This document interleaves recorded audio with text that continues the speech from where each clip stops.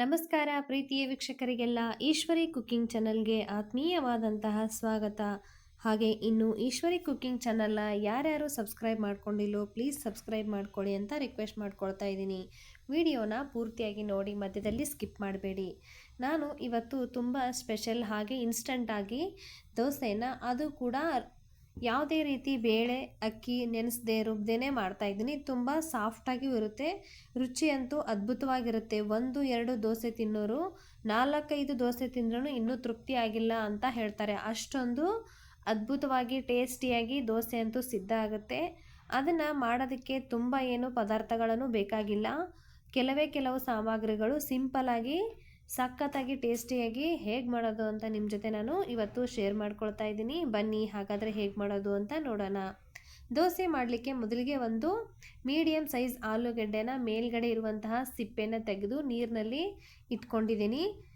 ಅದನ್ನು ಚಿಕ್ಕದಾಗಿ ತುರಿದ್ಬಿಟ್ಟು ಒಂದು ಪಾತ್ರೆಗೆ ಸೇರಿಸ್ಕೊಳ್ತಾ ಇದ್ದೀನಿ. ಇದನ್ನು ಯಾವುದೇ ಕಾರಣಕ್ಕೂ ಗ್ರೈಂಡ್ ಮಾಡಬೇಡಿ, ಹಾಗೆ ದಪ್ಪದಾಗಿ ತುರಿದ್ಕೊಳ್ಬೇಡಿ. ಇವಾಗ ನಾನು ತೋರಿಸ್ತಾ ಇದ್ದೀನಲ್ಲ, ಇದೇ ರೀತಿ ಇದರಲ್ಲಿ ತುರಿದ್ಕೊಂಡ್ರೆ ತುಂಬ ನೈಸಾಗಿ ಆಲೂಗಡ್ಡೆ ಬರುತ್ತೆ. ಇವಾಗ ಒಂದು ಬೌಲ್ನಷ್ಟು ಗೋಧಿ ಹಿಟ್ಟನ್ನು ಸೇರಿಸ್ಕೊಂಡಿದ್ದೀನಿ. ಯಾವ ಬೌಲಲ್ಲಿ ಗೋಧಿ ಹಿಟ್ಟನ್ನು ಸೇರಿಸಿರ್ತೀರೋ ಅದೇ ಬೌಲಲ್ಲಿ ಅರ್ಧ ಬೌಲ್ನಷ್ಟು ಬಾಂಬೆ ರವೆ ಅಥವಾ ಚಿರೋಟಿ ರವೆ ಯಾವುದಾದ್ರೂ ಪರವಾಗಿಲ್ಲ, ಅರ್ಧ ಬೌಲ್ನಷ್ಟು ಸೇರಿಸಿ, ಹಾಗೆ ರುಚಿಗೆ ತಕ್ಕಷ್ಟು ಉಪ್ಪನ್ನು ಸೇರಿಸ್ಕೊಳ್ಳಿ. ಇವಾಗ ಇದನ್ನು ಡ್ರೈ ಮಿಕ್ಸ್ ಮಾಡ್ಕೊಳ್ಳಿ. ಮೊದಲಿಗೆ ಡ್ರೈ ಮಿಕ್ಸ್ ಮಾಡಿಕೊಂಡು ನಾನು ಮೊದಲೇ ತೋರಿಸಿರೋ ಹಾಗೆ 1 ಕಪ್ಪು ಗೋಧಿ ಹಿಟ್ಟನ್ನು ಬಳಸ್ಕೊಂಡಿದ್ದೀನಲ್ಲ, ಅದೇ ಕಪ್ಪಲ್ಲಿ 4-5 ಕಪ್ಪು ನೀರು ಬೇಕಾಗುತ್ತೆ. ಇವಾಗ 1.5 ಕಪ್ಪಿನಷ್ಟು ನೀರನ್ನು ಹಾಕಿ ಹಿಟ್ಟನ್ನು ಚೆನ್ನಾಗಿ ಕಲಿಸ್ಕೊಳ್ತಾ ಇದ್ದೀನಿ. ನೋಡಿ, ಈ ಥರ ಸ್ವಲ್ಪನೂ ಗಂಟಿಲ್ದ ಹಾಗೆ ಚೆನ್ನಾಗಿ ಕಲಿಸ್ಕೊಳ್ಳಿ. ಗೋಧಿ ಹಿಟ್ಟು ಗಂಟಾಗೋ ಚಾನ್ಸಸ್ ಇರುತ್ತೆ. ನೀವು ಗಂಟಾಗದೆ ಹಾಗೆ ಸ್ವಲ್ಪ ನೀರನ್ನು ಹಾಕ್ಕೊಂಡು ಕಲಿಸ್ಕೊಳ್ಬೇಕಾಗುತ್ತೆ.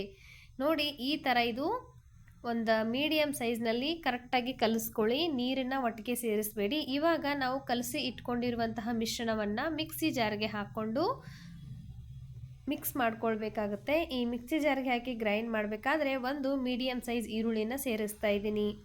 ಈರುಳ್ಳಿ ಹಾಕಿ ದೋಸೆ ಮಾಡೋದ್ರಿಂದ ಟೇಸ್ಟ್ ಅಂತೂ ಅದ್ಭುತವಾಗಿ ಬರುತ್ತೆ. ಇವಾಗ ಆವಾಗಲೇ ಮಿಕ್ಕಿರುವಂತಹ ನೀರಲ್ಲಿ ಮತ್ತೆ ಸ್ವಲ್ಪ ನೀರನ್ನು ಸೇರಿಸಿ ನಾನು ಇದನ್ನು ಗ್ರೈಂಡ್ ಮಾಡಿಕೊಂಡು ಬರ್ತಾ ಇದ್ದೀನಿ. ನೋಡಿ, ಎಷ್ಟೊಂದು ಚೆನ್ನಾಗಿ ಗ್ರೈಂಡ್ ಆಗಿದೆ.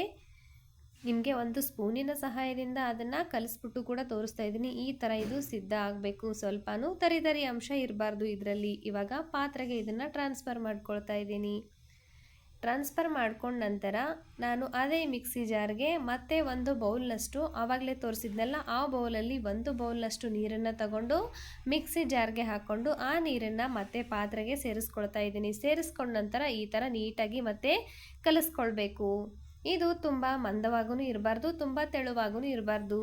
ಇವಾಗ ಅದಕ್ಕೆ ಸ್ವಲ್ಪ ಕೊತ್ತಂಬರಿ ಸೊಪ್ಪು ಹಾಗೆ 1 ಹಸಿರು ಮೆಣಸಿನ್ಕಾಯಿನ ಚಿಕ್ಕದಾಗಿ ಕಟ್ ಮಾಡಿ ಹಾಕ್ಕೊಂಡಿದ್ದೀನಿ. ನಿಮಗೆ ಹಸಿರು ಮೆಣಸಿನ್ಕಾಯಿ ಇಷ್ಟ ಇಲ್ಲ ಅಂದರೆ 1 ಮೆಣಸಿನ್ಕಾಯಿದು ಚಿಲ್ಲಿ ಫ್ಲೆಕ್ಸ್ ಕೂಡ ಇದರಲ್ಲಿ ಆ್ಯಡ್ ಮಾಡ್ಕೊಳ್ಬಹುದು. ಮತ್ತು ಸ್ವಲ್ಪ ನೀರನ್ನು ಹಾಕ್ಕೊಂಡಿದ್ದೀನಿ. ಟೋಟಲಾಗಿ ಹಿಟ್ಟು ರೆಡಿ ಆಗೋಷ್ಟರಲ್ಲಿ 4-5 ಬೌಲ್ನಷ್ಟು ನೀರು ಬೇಕು. ಇವಾಗ ಸ್ವಲ್ಪ ಒಂದು ಅರ್ಧ ಸ್ಪೂನ್ನಷ್ಟು ಜೀರಿಗೆ ಹಾಗೆ 1 ಚಿಟಿಕೆ ಅರಿಶಿನವನ್ನು ಕೂಡ ಸೇರಿಸ್ಕೊಳ್ತಾ ಇದ್ದೀನಿ. ಇವಾಗ ಅರಿಶಿನ ಸೇರಿಸಿದ ನಂತರ ಇದನ್ನು ಮತ್ತೆ ಒಂದ್ಸರಿ ಮಿಕ್ಸ್ ಮಾಡಿ ಸ್ವಲ್ಪ ಟೇಸ್ಟ್ ನೋಡಿದೆ, ಉಪ್ಪು ಕಡಿಮೆ ಅಂತ ಅನ್ನಿಸ್ತು. ನಾನು ಸ್ವಲ್ಪ ಮತ್ತೆ ಉಪ್ಪನ್ನು ಆ್ಯಡ್ ಮಾಡ್ಕೊಂಡಿದ್ದೀನಿ. ಲಾಸ್ಟ್ಗೆ ಇದಕ್ಕೆ ಸ್ವಲ್ಪ ಕರಿಬೇವಿನ ಸೊಪ್ಪನ್ನು ಕೂಡ ಹಾಕ್ಕೊಳ್ತಾ ಇದ್ದೀನಿ. ನಿಮಗೆ ಇಷ್ಟ ಇದೆ ಅಂದರೆ ಇದರಲ್ಲಿ ಇವಾಗ ಸ್ವಲ್ಪ ಬಿಳಿ ಅಥವಾ ಕರಿ ಎಳ್ಳನ್ನು ಕೂಡ ಹಾಕ್ಕೊಳ್ಬಹುದು. ಇದು ಸೀಕ್ರೆಟ್ ಇಂಗ್ರೀಡಿಯೆಂಟ್. 2-3 ಸ್ಪೂನ್ನಷ್ಟು ಅಡುಗೆ ಎಣ್ಣೆನ ಸೇರಿಸ್ಕೊಳ್ಬೇಕಾಗುತ್ತೆ. ಈ ಅಡುಗೆ ಎಣ್ಣೆನ ಸೇರಿಸ್ಕೊಂಡು ದೋಸೆ ತಯಾರಿಸೋದ್ರಿಂದ ತುಂಬ ಸಾಫ್ಟಾಗಿ ಬರುತ್ತೆ ಮತ್ತು ಇದು ಸ್ವಲ್ಪನೂ ಹಂಚಿಗೆ ಹತ್ಕೊಳ್ಳಲ್ಲ. ಎಲ್ಲವನ್ನು ಹಾಕಿ ಚೆನ್ನಾಗಿ ಕಲಸಿದ ನಂತರ ಒಂದು 10-15 ನಿಮಿಷ ಇದನ್ನು ರೆಸ್ಟ್ ಮಾಡಲಿಕ್ಕೆ ಬಿಡಬೇಕಾಗುತ್ತೆ. ನೋಡಿ, ಇವಾಗ 15 ನಿಮಿಷ ಆಗಿದೆ. 15 ನಿಮಿಷ ಆದ ನಂತರ ಇದನ್ನು ಈ ಥರ ಚೆನ್ನಾಗಿ ಕಲಿಸ್ಕೊಳ್ಬೇಕಾಗತ್ತೆ. ಮೇಲ್ಗಡೆ ನೀರಿನಂಶ, ಕೆಳಗಡೆ ಹಿಟ್ಟಿನಂಶ ಹಾಗೆ ಇರುತ್ತೆ. ಇದನ್ನು ನೀಟಾಗಿ ಈ ಥರ ಕಲಿಸ್ಕೊಂಡು ಪಕ್ಕದಲ್ಲಿ ನಾನು ಗ್ಯಾಸ್ ಸ್ಟವ್ ಮೇಲೆ ದೋಸೆ ತವೆನ ಬಿಸಿ ಮಾಡಲಿಕ್ಕೆ ಇಟ್ಟಿದ್ದೆ. ಇವಾಗ ಚೆನ್ನಾಗಿ ಬಿಸಿಯಾಗಿದೆ. ಬಿಸಿಯಾಗಿರುವಂತಹ ದೋಸೆ ತವೆಗೆ ಎಣ್ಣೆನ ಅಪ್ಲೈ ಮಾಡಿಕೊಂಡು ಇವಾಗ ದೋಸೆನ ಹಾಕ್ಕೊಳ್ತಾ ಇದ್ದೀನಿ. ಇದು ನೀವು ಸೆಟ್ ದೋಸೆ ಥರ ದಪ್ಪವಾಗಿ ಕೂಡ ಹಾಕ್ಕೊಳ್ಬಹುದು ಅಥವಾ ನಾರ್ಮಲ್ ದೋಸೆ ಥರ ತೆಳುವಾಗೂ ಕೂಡ ಹಾಕ್ಕೊಳ್ಬಹುದು. ಆದರೆ ಇದು ಸಖತ್ ರುಚಿಯಂತೂ ಸಿಗುತ್ತೆ. ಮೇಲ್ಗಡೆ ಹಸಿ ಹೋದ್ಮೇಲೆ ಒಂದ್ಸರಿ ಉಲ್ಟಾ ಮಾಡಿ ನೋಡಿ ಎಷ್ಟೊಂದು ಅದ್ಭುತವಾಗಿ ದೋಸೆ ಅಂತೂ ಚೆನ್ನಾಗಿ ಸಿದ್ಧ ಆಗ್ತಾ ಇದೆ. ಮೇಲ್ಗಡೆ ಸ್ವಲ್ಪ ತುಪ್ಪನ ಹಾಕ್ಕೊಳ್ತಾ ಇದ್ದೀನಿ. ಎಣ್ಣೆ ಬೆಣ್ಣೆ ತುಪ್ಪ ಯಾವುದನ್ನಾದರೂ ಅಪ್ಲೈ ಮಾಡ್ಕೊಳ್ಳಿ, ಇಂಥದ್ದೇ ಹಾಕಬೇಕು ಅಂತ ಏನು ಇಲ್ಲ. ಇವಾಗ ಮತ್ತೆ ಒಂದ್ಸರಿ ನಾನು ಉಲ್ಟಾ ಮಾಡಿದ್ದೀನಿ ನೋಡಿ. ನಿಮಗೆ ಯಾವ ಸೈಜಲ್ಲಿ ಬೇಕೋ ಆ ಸೈಜಲ್ಲಿ ನೀವು ದೋಸೆನ ಸಿದ್ಧ ಮಾಡ್ಕೊಳ್ಬಹುದು. ಇದನ್ನು ದೊಡ್ಡವ್ರಿಗೆ ಚಿಕ್ಕವ್ರಿಗೆ ಹಾಗೆ ಏಜ್ ಆದವ್ರಿಗೆ ಬೆಳಗ್ಗೆ ಟಿಫನ್ಗೆ ಸಾಯಂಕಾಲ ಸ್ನ್ಯಾಕ್ಸ್ಗೆ ಎಲ್ಲದಕ್ಕೂ ಕೂಡ ಈ ದೋಸೆ ಪರ್ಫೆಕ್ಟ್ ಆಗಿದೆ. ಹಾಗೆಯೇ ಮಾಡೋದು ತುಂಬ ಸುಲಭ, ತುಂಬ ಸರಳ ವಿಧಾನ.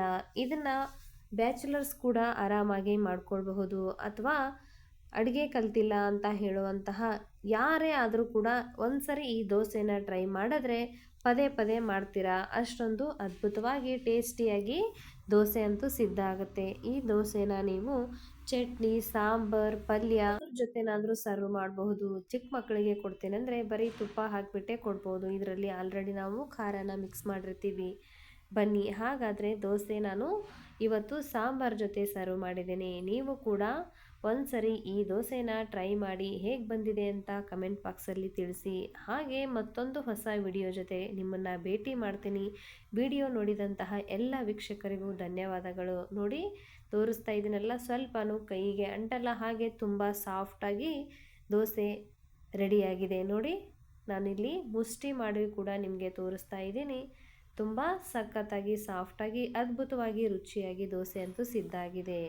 ಇನ್ನು ಯಾರ್ಯಾರು ಈಶ್ವರಿ ಕುಕಿಂಗ್ ಚಾನಲ್ನ ಸಬ್ಸ್ಕ್ರೈಬ್ ಮಾಡ್ಕೊಂಡಿಲ್ಲೋ ಪ್ಲೀಸ್ ಸಬ್ಸ್ಕ್ರೈಬ್ ಮಾಡಿಕೊಂಡು ಬೆಲ್ ಬಟನ್ನ ಕ್ಲಿಕ್ ಮಾಡಿಬಿಟ್ಟು ನೀವು ವಿಡಿಯೋನ ನೋಡ್ಕೊಳ್ಬಹುದು.